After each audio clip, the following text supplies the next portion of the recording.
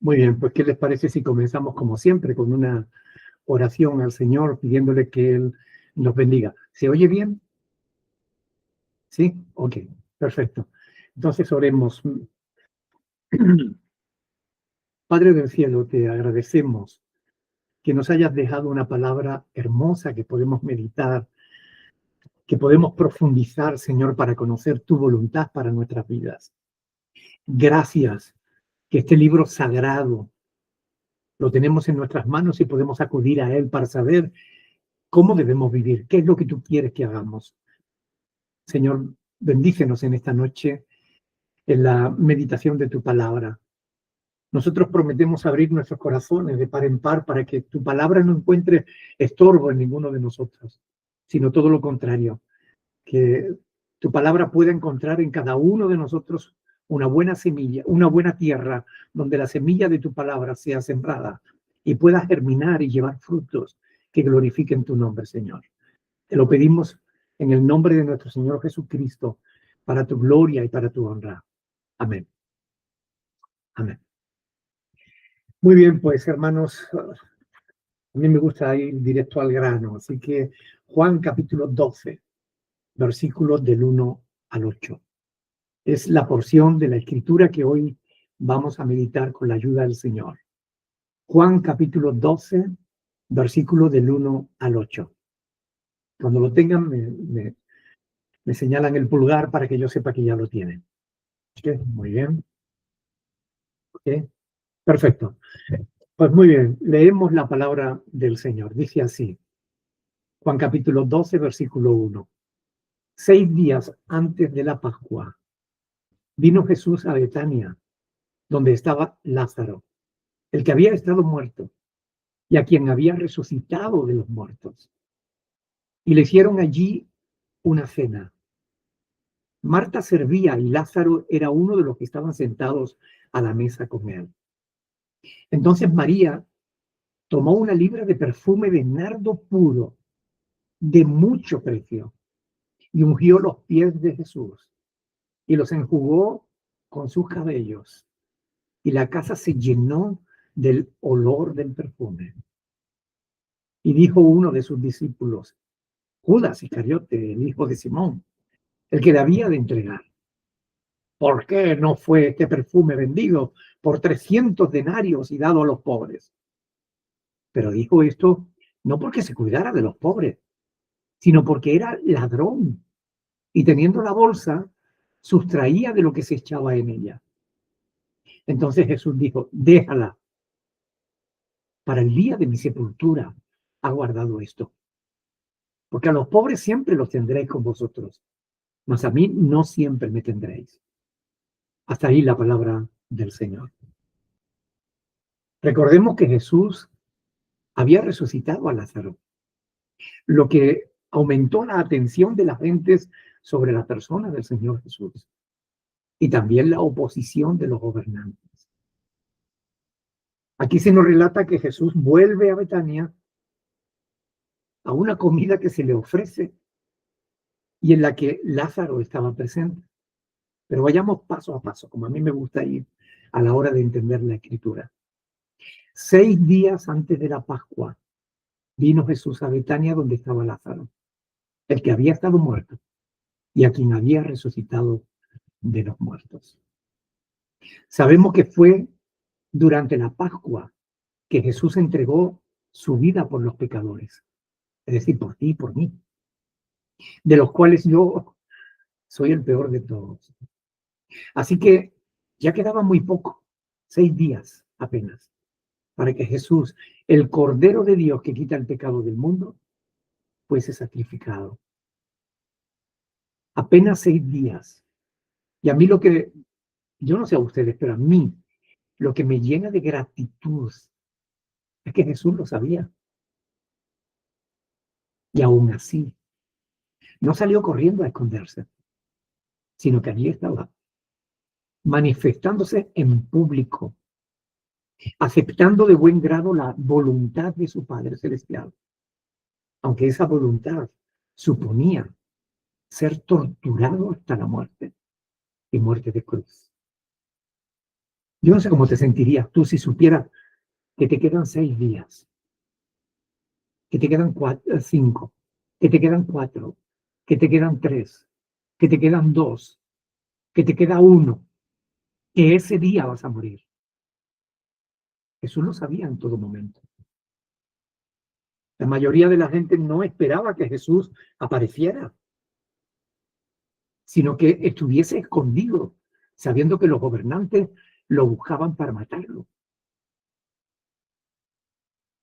Aunque mucha gente tenía la esperanza de que apareciese a fin de ver qué pasaría, qué ocurriría. ¿Haría algún otro milagro? ¿Lo prenderían las autoridades? ¿Se atreverían a matarlo? Jesús apareció en Betania. Como saben, Betania estaba muy cerca de Jerusalén, apenas 3 horas, 3 kilómetros y medio. Como ya sabemos, la gente no podía creer cómo él podía estar dispuesto a darse, a manifestarse públicamente de una manera tan clara, sabiendo que lo estaban buscando. ¿Cómo era posible que Jesús estuviera dispuesto a entregar su vida de esa manera? Todo lo hacía por ti y por mí. Aunque sabemos que pesaba sobre él una condena de muerte, no solo no lo denunciaron, sino que celebraron una cena en su honor. Por Marcos capítulo 14, versículos del 3 al 4, sabemos que la cena se realizó en casa de Simón el leproso, llamado así porque, bueno, probablemente fue sanado por Jesús, ya que de lo contrario no podría estar entre la población, ni mucho menos recibir invitados en su casa. Le llamaban Simón el leproso porque había estado leproso, pero ya no, estaba sano. Lázaro y sus hermanas estaban invitados a esa cena, a pesar de lo cual Marta, como siempre, se dispuso a servir. Una disposición que la honra. Ojalá todos nosotros tuviéramos esa disposición a servir a nuestros semejantes. Era su manera de expresar su amor, su gratitud por el Señor Jesús.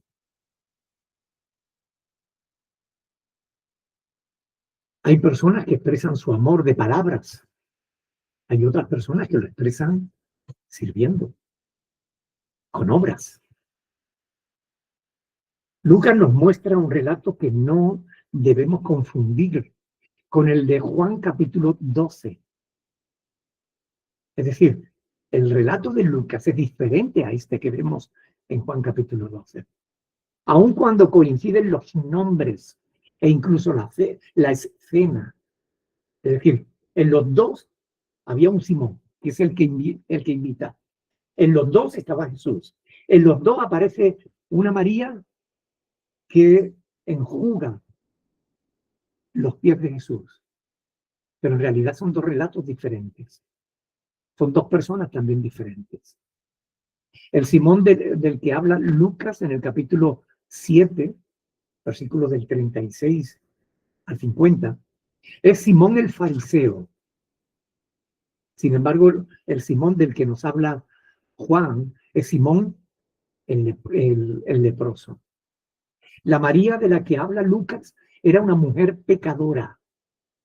La María de la que habla Juan era la hermana de Lázaro, una mujer creyente y piadosa.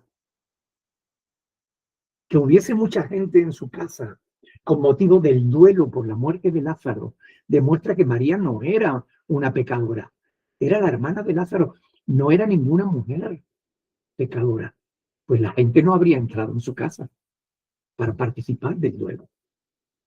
Estos errores de interpretación a veces se cometen cuando no se profundiza en la palabra de Dios, razón por la cual es necesario comparar ambos pasajes a fin de notar las diferencias que pueden parecer mínimas, pero son las suficientes como para darnos cuenta de que son dos relatos absolutamente distintos. Quienes afirman que esta María pecadora de la que habla Lucas era María Magdalena, no hay ningún fundamento para eso. Ustedes saben que la gente se inventan teorías e interpretaciones. Pero el nombre de María era muy común. Lo mismo que el nombre de Simón. Era muy común en Israel en aquella época. Y no hay que confundir el betún con el atún, ¿verdad? Sería desagradable. Así que el pasaje que estamos estudiando es el de Simón el leproso, no el del Simón fariseo. Simón el leproso era el dueño de la casa donde se celebra esta cena, de la que Juan nos está diciendo, de la que nos está hablando, de la que nos está relatando lo que allí sucedió. Y en este pasaje de Juan aprendemos también que María, la hermana de Lázaro, como he dicho, no era la María que tenía fama de pecadora. Aún así, si algo vemos tanto en el Evangelio de Lucas como en el de Juan, en el caso de María, la hermana de Lázaro, como en el caso de María la pecadora, es que en ambos casos Jesús se mostró realmente misericordioso y trató a todo el mundo con respeto, con consideración, dando oportunidad aún a los pecadores a arrepentirse. Lo que da a luz los acontecimientos, a la luz de estos acontecimientos no cabe duda que hizo aquella mujer pecadora. Al estar ungiendo los pies de Jesús, estaba mostrando su arrepentimiento. ¿No te hubiese gustado estar en esa escena con el Señor Jesús? Bueno, en una y en la otra, en las dos, la verdad. En casa de Simón el fariseo y en casa de Simón el leproso. A mí me hubiese gustado estar allí, ver a Lázaro, el que había estado 4 días muertos, y Cristo lo resucitó con solo el poder de su palabra. Ahora, viendo cómo el Señor corrige a los religiosos, es interesante. Yo le habría hecho 1000 preguntas al Señor. Y también a Lázaro. Dice el versículo 2, y le hicieron allí una cena. Marta servía y Lázaro era uno de los que estaban sentados a la mesa con él. Lázaro fue una de las pocas personas que murieron 2 veces. Porque sabemos que Dios ha establecido para todos que mueran una sola vez. Y después de esto, juicio. Hebreos capítulo 9, versículo 27. Pero aún así, aunque Dios ha establecido que la mayoría de la gente muere una sola vez, en la palabra de Dios vemos algunos casos en el que hubo otras personas que murieron 2 veces. Por ejemplo, el hijo de la viuda, de la que habla Lucas en el capítulo 7, del 12 al 17. Por ejemplo, la hija de Jairo, de la que nos habla Lucas en el capítulo 8, versículo del 41 al 56. Y aquellos que cuando Cristo murió en la cruz, recuerdan, fueron abiertas las tumbas y muchos santos regresaron, es decir, resucitaron y regresaron a sus casas. Mateo capítulo 27, versículo del 51 al 54, habla de esta resurrección. Así que todas esas personas resucitaron, aunque después volvieron a morir, porque no se trataba de la resurrección definitiva. Nosotros, una vez que muramos y resucitemos, será para siempre. Ya no volveremos a morir.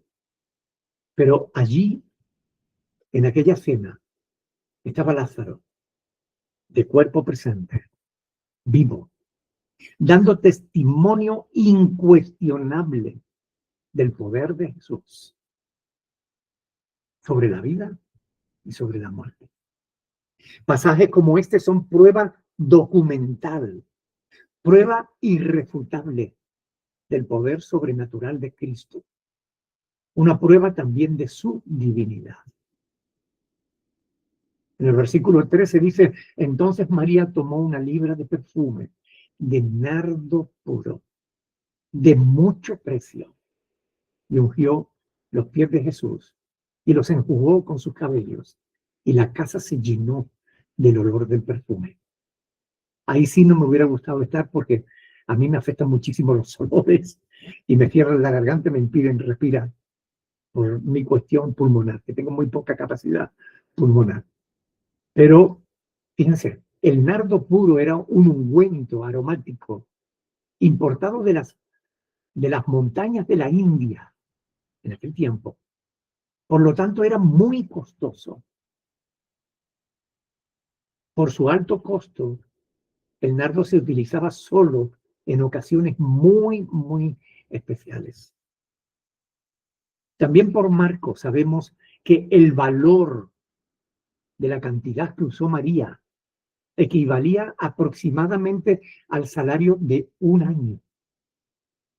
Yo no sé cuál será el salario medio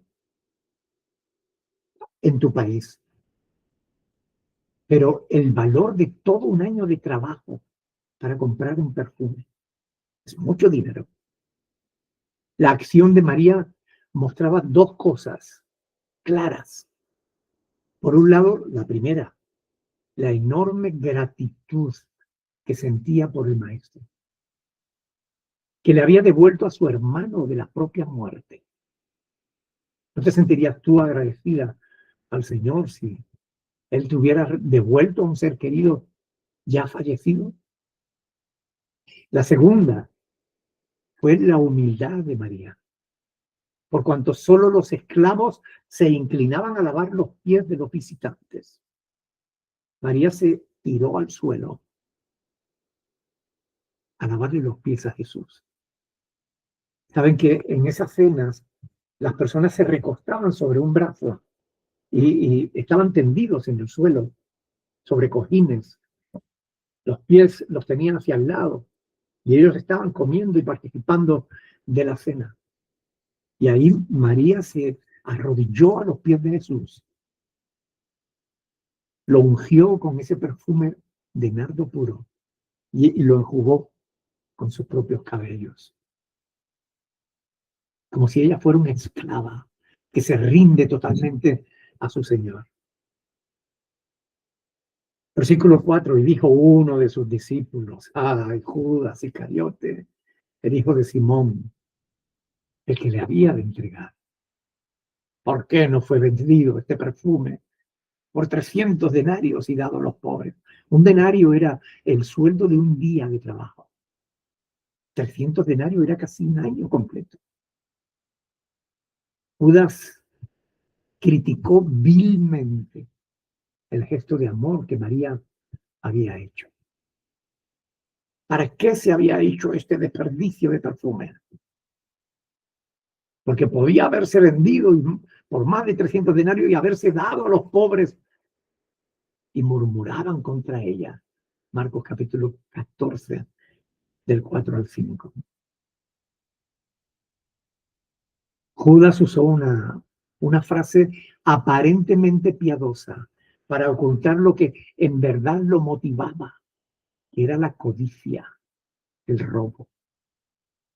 Hay que tener mucho cuidado para no dejarse engañar por el lenguaje religioso.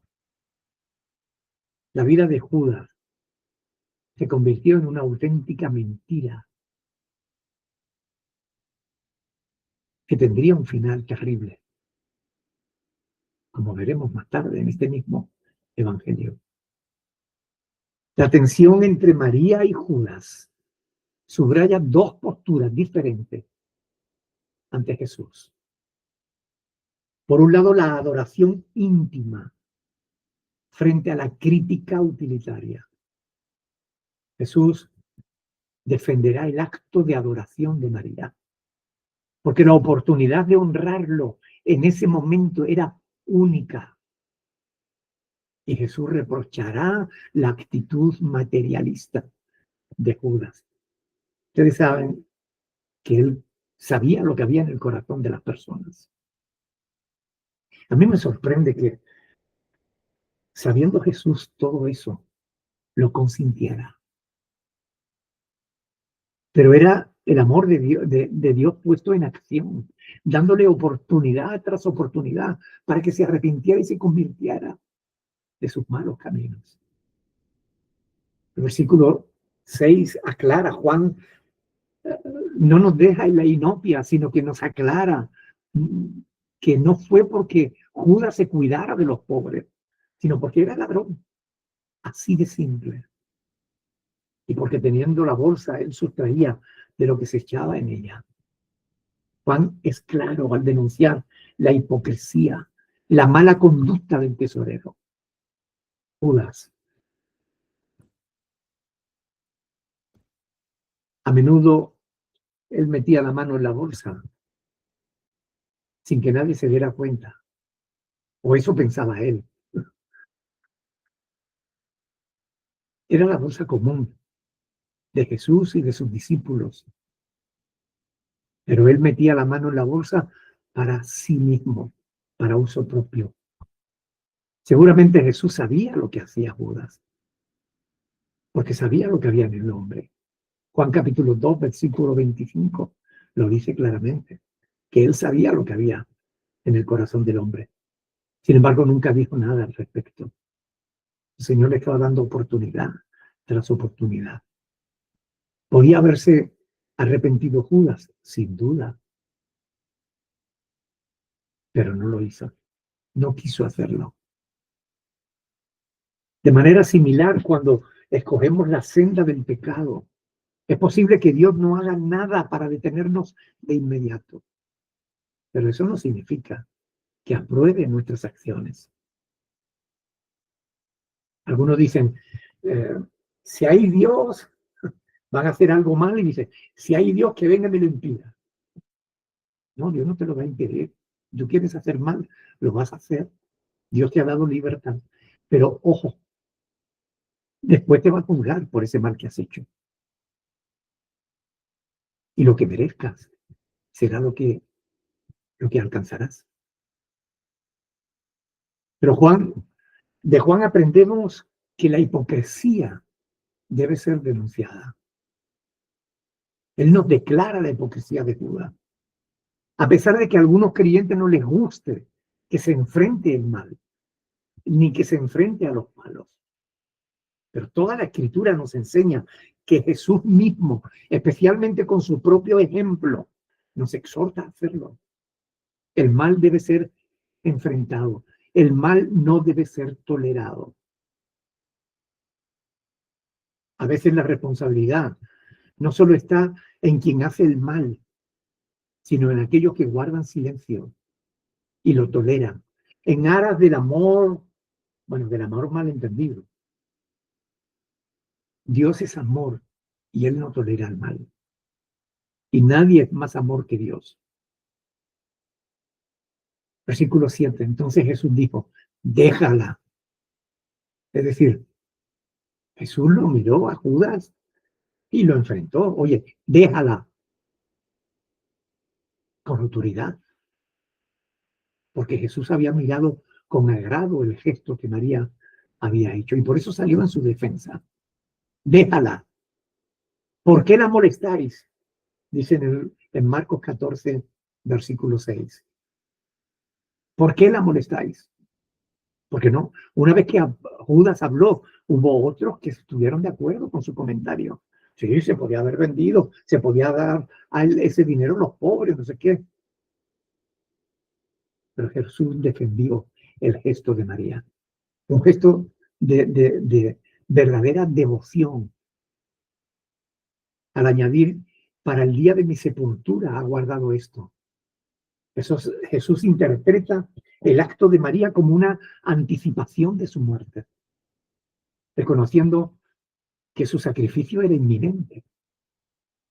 Estaba profetizando su muerte inmediata y María lo estaba ungiendo para la sepultura. Por eso Jesús dijo, a los pobres siempre los tendréis con vosotros, mas a mí no siempre me tendréis.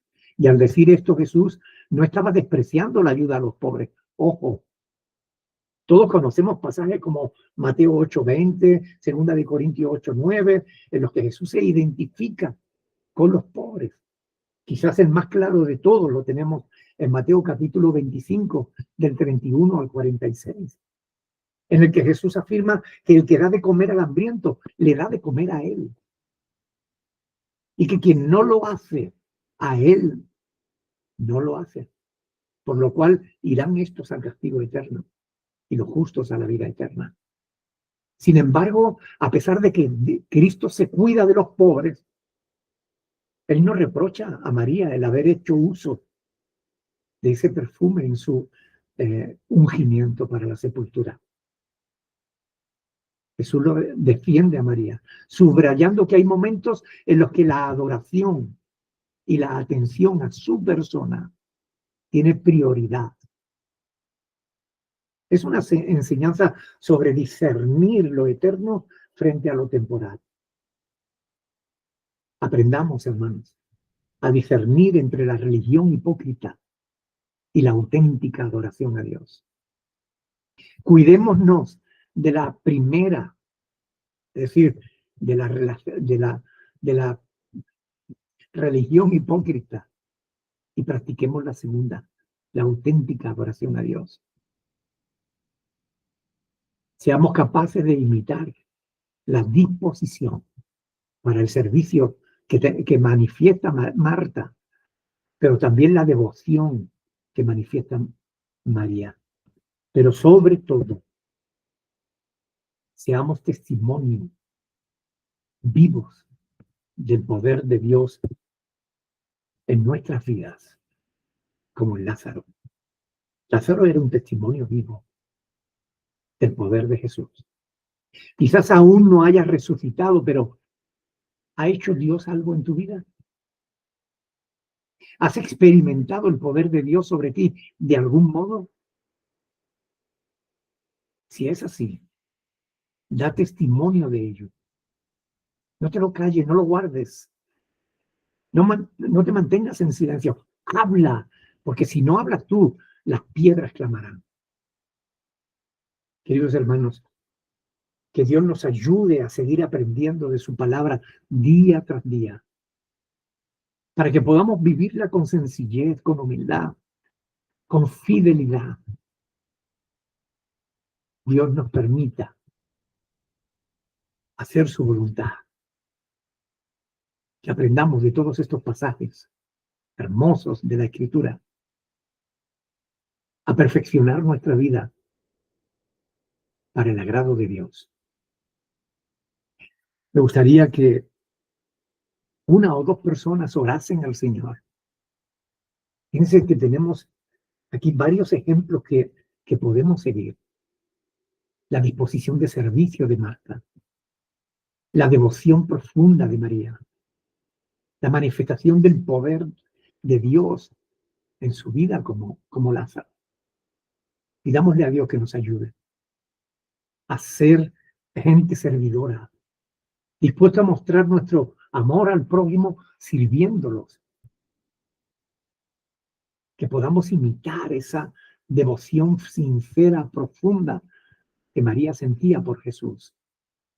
Que podamos sentir esa misma devoción por el Señor. Y que hablemos del poder de Dios, de lo que Dios ha hecho en nuestras vidas, como Lázaro hacía.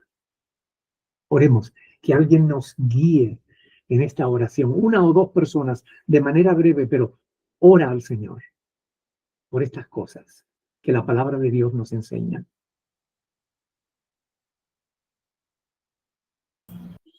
Te damos muchas gracias, Señor, por este hermoso mensaje. Gracias por haber dejado esta palabra preciosa para nuestra enseñanza, mi Dios. Te rogamos, Señor, en el nombre de Jesús, que podamos ser auténticos cristianos, auténticos tuyos, Señor. Que no solamente seamos oidores de tu palabra, sino que también obedezcamos todos estos ejemplos, sigamos todos estos ejemplos y obedezcamos, Señor, con humildad y con amor tu palabra, Señor, que te podamos demostrar con nuestra propia vida cuánto te amamos y cuán agradecido estamos, Señor, por todo lo que tú has hecho en nosotros, Señor. Todos somos el fiel reflejo de tu amor, de tu poder, de lo que tú has hecho en nuestra vida, porque la has transformado y la sigues transformando, Señor.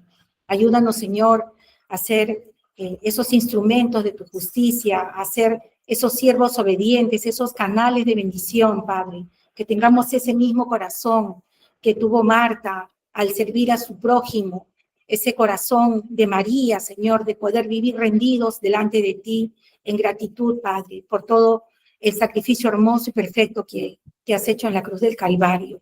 Gracias te damos por este tiempo en el nombre de Jesús. Llévate todo el honor y toda la gloria, Padre. Amén y amén. Aleluya. ¿Alguien más? Padre Santo, bendito Dios, te doy gracias por esta palabra, Señor, que nos enseña que debemos ser generosos, Señor, como esta mujer, María, que te puso a ti en primer lugar, se despojó de 300 denarios, que era el sueldo de un año. Ella vio en ti el valor más grande, Señor, y que nosotros seamos así, de ver en ti el valor más grande por encima de las riquezas, por encima de todo lo material, Señor. Esta mujer puso su mirada en ti porque confió plenamente, Señor. Te pido que nos ayudes a ser como ella y no poner en primer lugar las cosas que son del mundo, Señor. Ayúdanos a mí y a mis hermanos. Te lo pido en el nombre de tu Hijo Jesús. Amén. Amén. Amén. Sí, Señor, ayúdanos para que podamos cada día acercarnos un poquito más a ti, a tu voluntad. Que realmente, Señor, tú te agrades de cada uno de tus hijos. Te lo pedimos en el nombre de Jesús. Amén. Amén. Bueno, gloria al Señor.